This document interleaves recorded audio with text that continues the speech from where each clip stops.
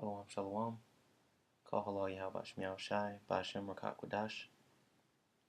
Double honor to the apostle and elsewhere Melson on the Ruel. And salutations to the brethren on the four corners of the earth, pushing the word of truth and sincerity. I wanted to break down the subject of the rapture. I had a born again Christian, so to speak, ask me a question about the rapture a few days ago. And I proceeded to tell him, or proceeded to, at least break a couple of scriptures down to him, and he didn't want to hear anything I had to say, because they believe that there's going to be a time where the Lord comes back, and the people that believe in the Lord are going to be risen, and the ones that that didn't believe in the Lord will be down on earth for 7 years and then go through a period of tribulation, but then be accepted, which that's not the case. The only thing that they have right is that when the Lord comes back, the men and women and children that do believe in the Lord will be raised up. As far as everything else, that's total Christian eschatological crap. And I just wanted to read a little bit about the origins of the doctrine of the rapture from Wikipedia. It says the rapture is an eschatological term used by certain Christians, particularly within branches of American evangelicism, referring to a purported end-time event when all elect Christian believers, see there's that word elect, and this word is very important, the chosen, which the scriptures only speak of 144,000 that will be chosen, man, and the 1/3 elect. Not everyone in the world. It says living and resurrected dead will rise into the sky and join Christ for eternity. Some adherents believe that this event is predicted and described in Paul's first epistle to the Thessalonians in the Bible, which it is, where he uses the Greek harpazo, meaning to snatch away or seize. Though it has been used differently in the past, the term is now often used by certain believers to distinguish this particular event from the second coming of the Lord to earth mentioned in the 2 Thessalonians, Gospel of Matthew, 1 Corinthians, and Revelation, usually viewing it as preceding the second coming and followed by a 1,000-year millennial kingdom, which that they have right. Adherents of this perspective are sometimes referred to as premillennialist dispensationalists, but amongst them there are differing viewpoints about the exact timing of the reported event. Of course, there's disputations about the exact timing because no one knows. Not even the Lord himself knows. So no one knows when this is going to happen. Now, they do have certain points correct as far as the believers of Yahweh Shemiao Shai being raised up. But as far as that 7 years of tribulation, that's a total lie. There's going to be tribulation on earth while men are being raised up, before men are being raised up, before the Lord actually steps his presence back in the earthly plane, man, And I asked the man a question. I said, well, you believe yourself to be a Christian, be a God-fearing man. He said, yeah. I said, well, now you have men and you have the men and women and children that will be raised up, so to speak, during the rapture, and you got people that are going to stay here on the earth for supposedly 7 years, right? Well, what's going to be, and I asked him, what's going to go on during that 7 years? There's something that has to happen during those 7 years. What are they going to do? Just sit for 7 years and just pray? So you got men and women that are raised up. They're being saved, right? So what are they being saved from? And he couldn't answer me. So I proceeded to tell him, and I told him, I said, look, they're being saved from destruction. There are certain prophecies in the scripture that hasn't come to pass yet. Certain things that are going to etch the world in chaos. That is what we are going to be saved from. So you hear the phrase or term by Christians that when they say you're saved, what are you saved from? And he proceeded to go into Christian dogma and didn't hear anything that I said. And he goes and say that he's not saved from sin because he's in the flesh, which is true. But then he goes to say he's saved from idolatry, and then he says he's saved uh from he said he's saved from idolatry. Then he said he's saved from false idolatry, and I said, what's the difference? And he said, false idolatry is when you idolize another god. Idolatry is when you idolize God. I said, wow, this is crazy. So the doctrine that they have they are inserting in our people's minds are completely false, man, and give you this sense of a fairy tale book, and the scriptures aren't a fairy tale, you know. But without further ado, let me get into some of these scriptures because there are some certain scriptures in the doctrine of the rapture that they break down totally wrong, And I'm going to go through and I'm going to explain this process the correct way. So I'm going to start with their debut scripture, which is correct. 1 Thessalonians 4:16 says, "For the Lord himself shall descend from heaven with a shout." And that's true. When the Lord comes back down on the earth, he's going to call his elect up, man, to meet him in the air. It says, with the voice of the archangel and with the trump of the Most High. And that trump of the Most High isn't going to be just a trump for, to call the elect up, but it's going to be a trump of war, man. It's going to be a war cry because when the Lord comes back, not only is he coming on a reconnaissance mission to extract those that were lost, but he's coming back to destroy this place as well, man. And the dead in Yahushua shall rise first, meaning the ones that believed in Yahweh Yahushua wholeheartedly and died, while still in their belief, they will be the first ones raised up in honor. Then we which are alive and remain shall be caught up together with them in the clouds, to meet the Lord in the air. And so shall we ever be with the Lord. Wherefore comfort one another with these words. Now, they have this all true, because that's true. We will be raised, the ones that believe in the Lord and are still on the earth walking around, man, we're going to be raised up next, Lord willing. So that's completely true, But what the missing link is that they don't understand that all types of chaos and death and destruction is going to be happening, at the same time that this is happening, And there are certain events of prophecy that have to lead up to this. This doesn't just happen out of thin air, You got Christians sitting praying in their closet, just waiting for the rapture to happen, man, and not paying attention to anything around them, Not paying attention to the prophecies and seeing the signs and, being shown when the Lord's second coming is near, This is 1 Corinthians. Matter of fact, I'm going to grab one scripture really quick.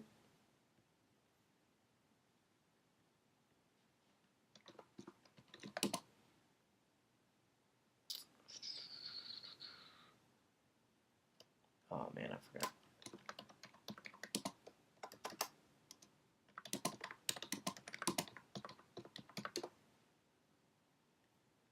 Oops, I spelled it wrong. Slovakia.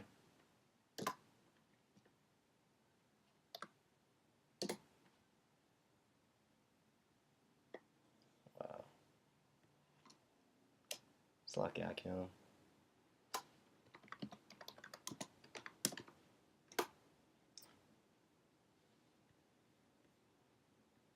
Man, say that's what I'm typing.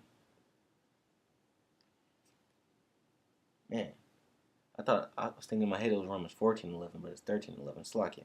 But Romans 13:11, and that knowing the time, that now it is high time to awake out of sleep. Like I said, they're sitting around playing in our closets, just waiting for something to happen, and not taking action themselves, man. To actually actively seek the Lord.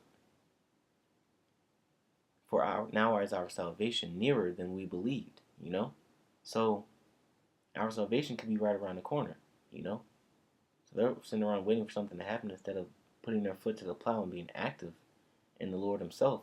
They're going to miss the ship, man, They're going to miss the ship believing in this crazy eschatological doctrine, man.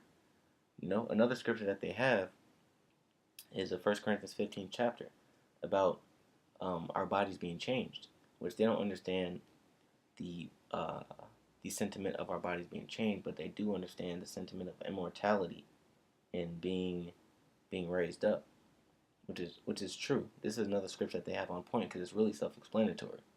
You know, this is 1 Corinthians 15:50. Now this I say, brethren, that flesh and blood cannot inherit the kingdom of the Most High, which is true. Our fleshly bodies can't handle the spiritual pressure, spiritual power that we will have to live in. You know, we'll have to be around. You know, you can't have dirt around something clean because it won't be able to take it. You can't sew a clean piece of cloth onto a you can't sew a raggedy piece of cloth onto a silky garment, man. The rest of the garment will be destroyed, you know. So think of it like that. We can't live in perfect spirituality and perfect, pure energy if we're still in the flesh, man, because the flesh will be destroyed. It says, neither doth corruption inherit incorruption, and our bodies are corrupted, man, fleshly. Behold, I show you a mystery. We shall not all sleep, but we shall be changed, right? We're not all going to die, man, But some of us will be changed, man. We're going to get spiritual bodies. In a moment, in the twinkling of an eye, at the last trump. For the trumpet shall sound, and the dead shall be raised incorruptible. So, this is another precept to 1 Thessalonians 4:17, where it says, and the dead shall be raised first. And that's exactly what's going to happen. The dead, which is corruptible, which their bodies have broken down and started to decompose, they'll be raised, and their bodies will be changed, man, Just like when we were raised up, our bodies will be changed, not only from physical, but the spiritual, indestructible, super strong, superhero X-Men type bodies. It says, for this corruptible must put on incorruption, and this mortal shall put on immortality. So when the corruptible shall have put on incorruption, and this mortal shall have put on immortality, then shall be brought to pass the saying that is written, death is swallowed up in victory. And that has a couple of meanings, man. The dead mind state will be changed, and the commandments will forever be in our hearts, and we'll also be immortal, as in we literally won't be able to die, So these are just a couple aspects of the rapture that the so-called Christians and the eschatologists don't understand. They just think you're going to be raised up and we're just going to be saved. We're just going to live in heaven. No, there are other aspects to being saved, man. One of them is being called up and being saved, but being given power, And when you're given power, you're giving a job or a responsibility that comes with that power. So we're supposed to do something, man. And according to Daniel 7:18, it says that the saints shall take the kingdom. So that God-given power or that God-given incorruption that we're given, we're supposed to use that to come back down on the earth and tear shit up, man. But while this is happening, and before this is happening, and after this happens, you're going to have a period of tribulation. You know how they say 7 years of tribulation? Well, the scriptures don't say 7 years of tribulation. Nowhere in the scripture does it say 7 years of tribulation. It just tells you that there's going to be tribulation, there's going to be an hour of temptation. But these things embody all of the prophecies of the scriptures that have yet to come to pass. The race riots, the martial law, the pestilence, the death, the thermonuclear fire. This is 2 Ezra 8:58. Now this is what's going to happen to the people who don't believe in the Most High and who don't get called up, who don't get saved, And this is going to happen to them before the Lord comes back and and saves His people, and it's going to happen to them after the Lord comes back and saves His people, and it's going to happen to them during, It's 2 Ezra 8:58. And said in their heart that there is no power, yea, and that knowing they must die. So that's simple and plain, man. They're going to die, But they're not just going to die. They're not just going to drop dead. They're going to go through all of the trials and tribulation and chaotic times that are to come, Verse 59, for as the things aforesaid shall receive you, so thirst and pain are prepared for them. For it was not His will that men should come to naught. They have thirst and they have pain. They have famine. They have race riots. They have pestilence that comes behind the famine. The diseases. You know, but they which be created have defiled the name of him that made them, and were unthankful unto him which prepared life for them. So this is what's going to happen to the men, women, and children who believe not the Most High. You know, and therefore is my judgment now at hand. You know, and that's what they're going to be. They're going to be judged. There are people that are being judged right now, and the judgment is going to keep happening up until that point. You know, when Yahushua comes back to deliver his people, and then after that point, because there's still that 1,000 years that we're supposed to reign. There's thousands of years of more judgment for the other nations, and that's slavery. And that's another thing I told the man that the other nations were going to go into slavery for what they did to the nation of Israel, and that he was going to be a king. And the man looked at me dead in my eyes and he said, "I can't see that happening." He said, "I'm a servant." I just turned around and started walking. Like, yep, that's the last time I'm ever gonna say anything to you. Like, that's how far gone they got our people's minds, and they can't even imagine themselves being in a position of authority. The man literally looked at me in my eyes and said, "I can't imagine myself being a king. I'm a servant." And I know he probably thinking he meant it as as being humble and things like that, but the spirit behind it when he said it was he's a servant, like Jeremiah 2:33 says, man. Is Israel a homeborn slave? Well, the nigga I was talking to was a damn slave, man. He's going to be one of the ones that's going to get this pain and thirst that's going to be prepared for him. So now you got the sentiment of what being called up means, and what the people that are going to be left are going to get, or the people that are going to be be tortured and tormented, what's going to happen to them. Now you're going to get the sentiment of why, because there's a certain portion of men on the planet that are going to get delivered, and a certain portion of men on the planet that are going to be put to death.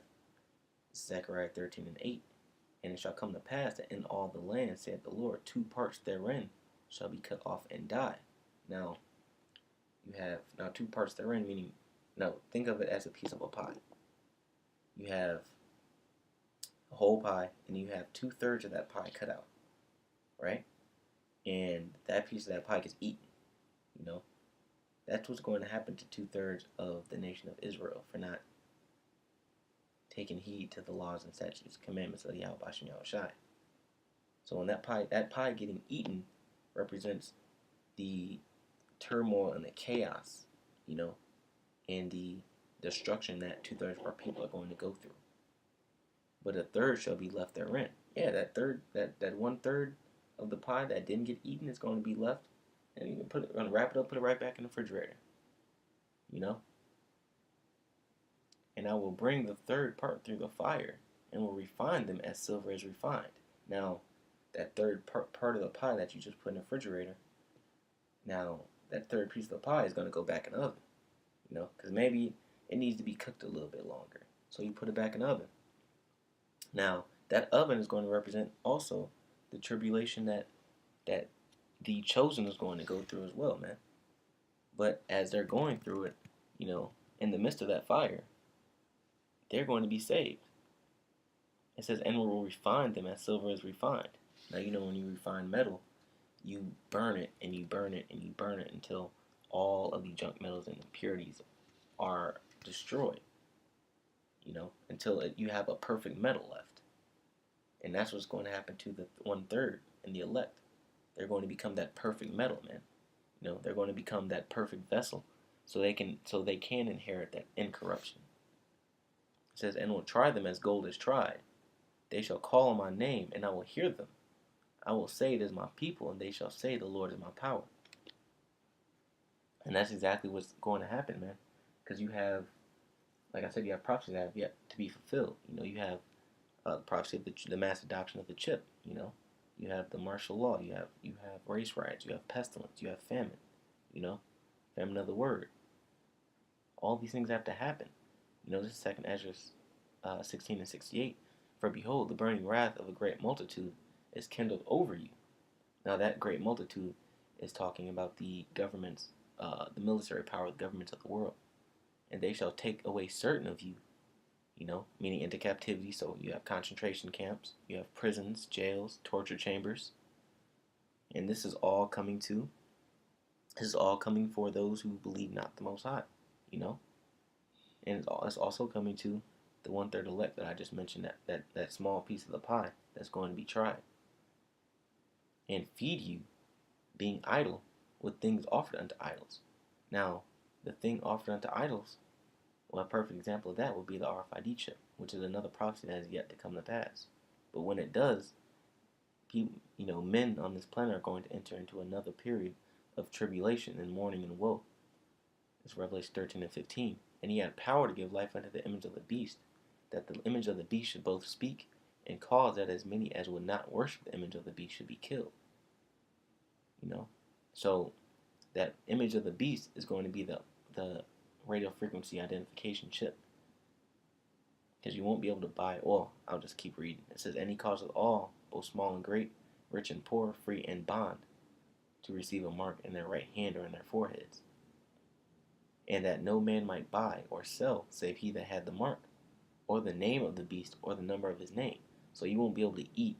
You won't be able to walk around freely, buy things, sell things, interact in society without the RFID chip, Which, getting the RFID chip is breaking a commandment.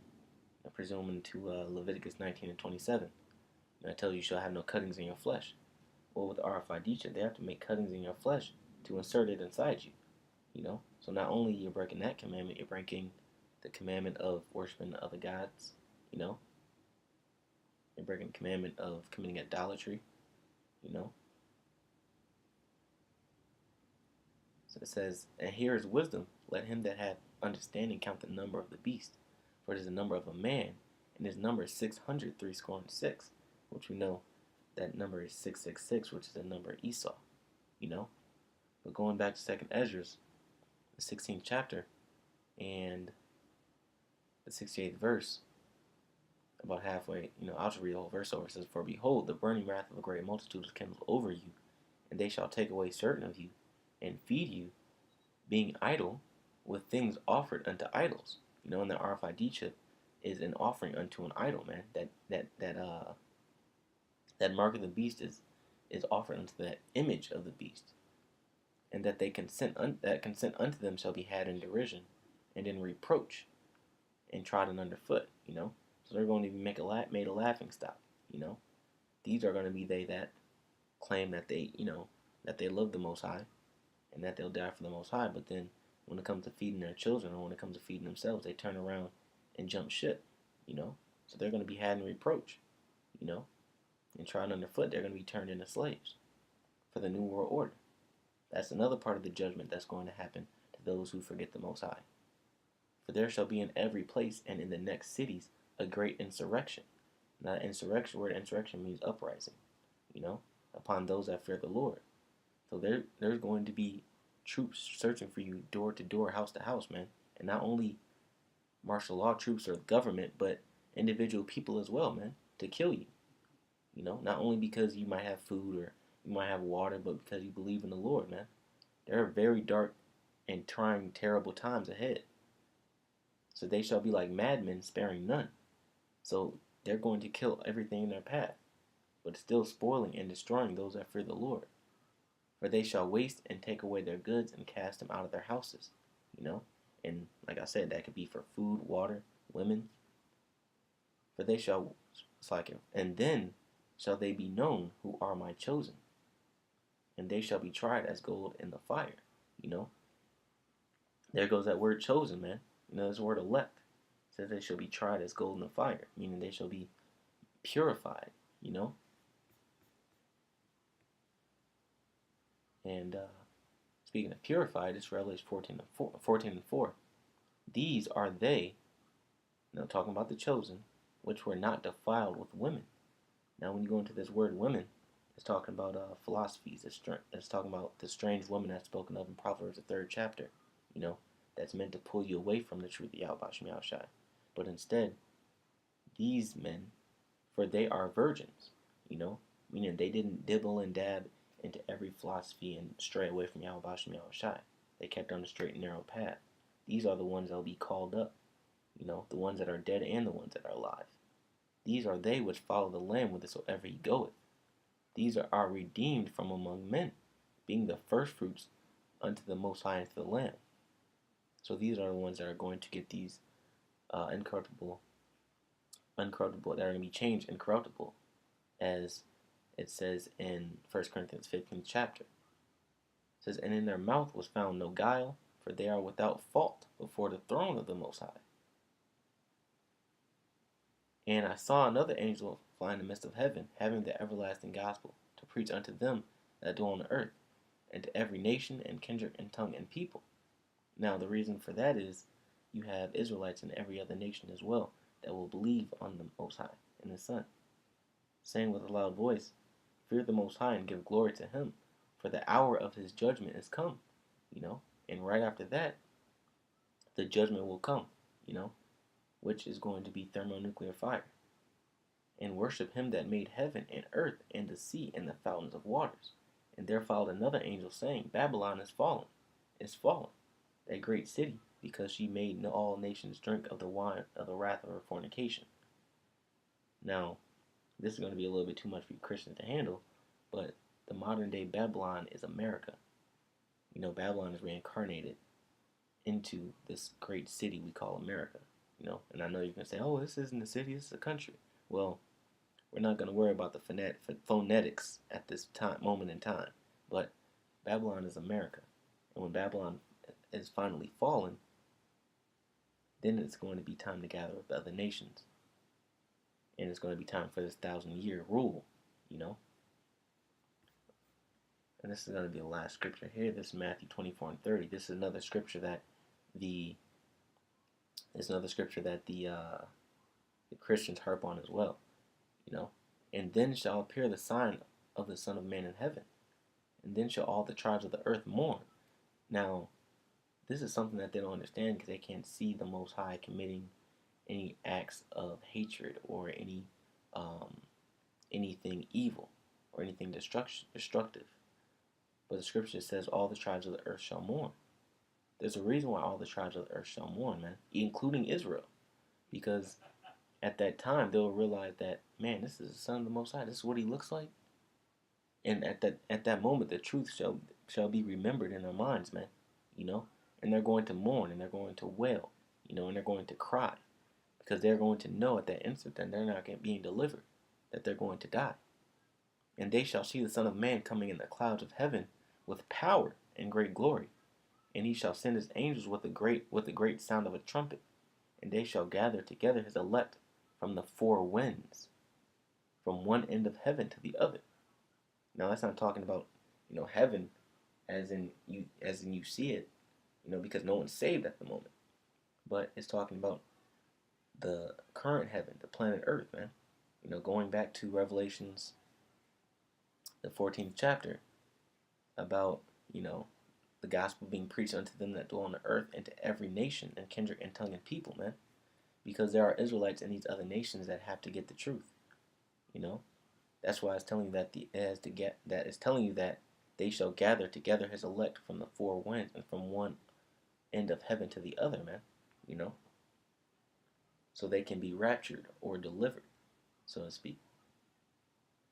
So this is the understanding on the rapture, man. It's not some fairy tale where, you know, God comes back and then you have the Antichrist comes back and the Antichrist is going to establish his kingdom on the earth and the elect will be raised up, and then the ones who follow the Antichrist are going to live on earth for 7 years and then get delivered. And then the ones who don't, it's going to start all over again. That's not how it happens. That's a fairy tale. That's a fairy tale meant for you to believe that no matter what you've done, no matter what sin or act you've committed against the Most High, that you can be delivered. And that's simply not the case. You know, the scriptures say Israel shall be saved with an everlasting salvation. Not every nation under the planet under the sun on this planet, you know. So with that, I want to give all praise to Yahweh Shemel Shai, Bashim Akakwadash, double honor to the apostle and elders of Great Millstone who wrote well, and salutations to the brothers on the four corners of the earth pushing the word in truth and in sincerity. Shalom.